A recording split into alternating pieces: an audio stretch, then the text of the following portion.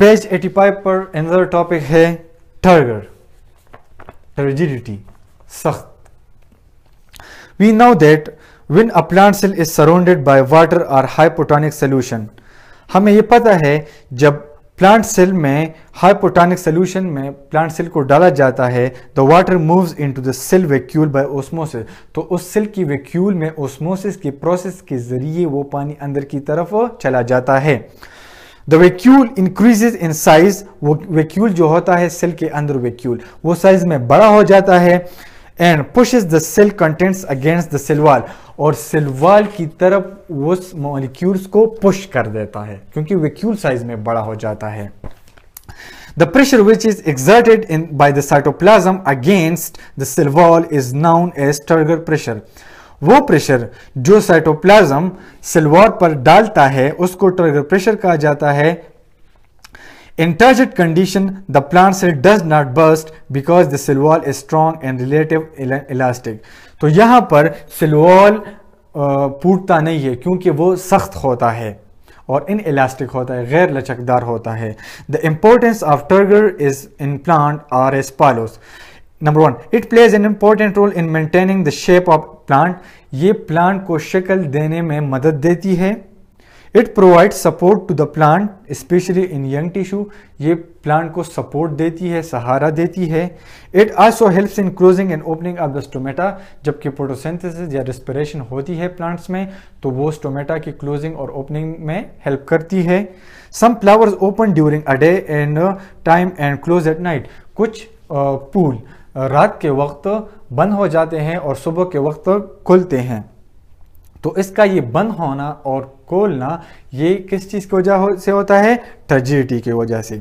Another topic is plasmolysis.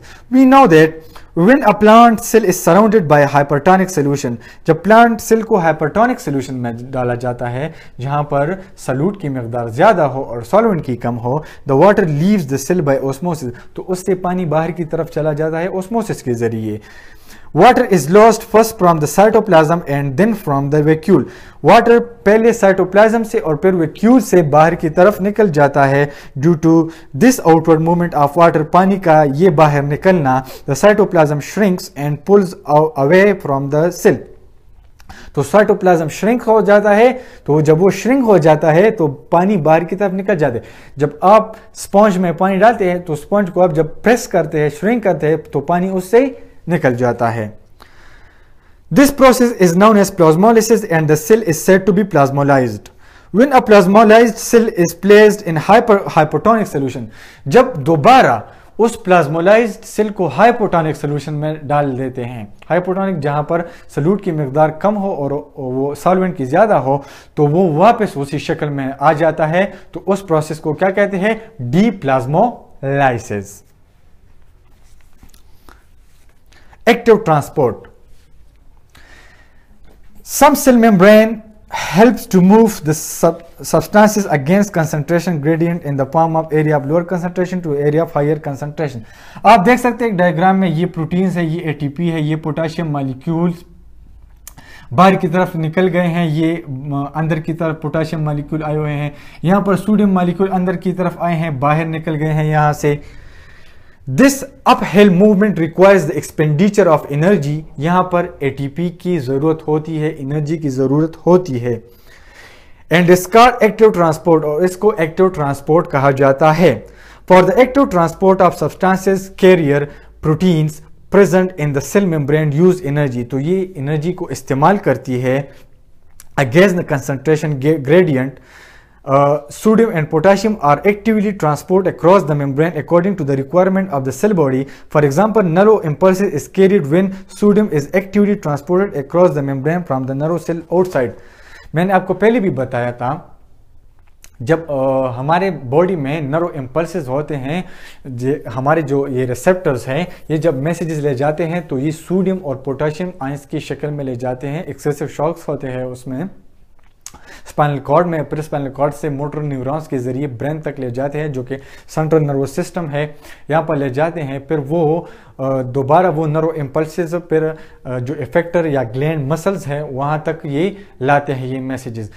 तो जब access इसकी ज़्यादा बढ़ जाती है, सोडियम और पोटाशियम की ग्रेडियंट ज़्यादा हो जाती है, तो एक बीमारी है एपिलेप्सी, मिर्गी जो बीमारी है, तो वो वाक़ा हो जाती है। ये स्पाइनल कॉर्ड में सोडियम और पोटाशियम आयन के ज़्यादा होने की वजह से। Another topic is endocytosis and exocytosis. Endocytosis और एक्सोसाइटोसिस क्या है? अब सेल मेम्ब्रेन में मॉलिक्यूल्स का अंदर आना, सेल के अंदर, सेल मेम्ब्रेन के अंदर, सेल में मॉलिक्यूल का अंदर आना एंडोसाइटोसिस कहलाता है, उसका बाहर चला जाना एक्सोसाइटोसिस कहलाता है।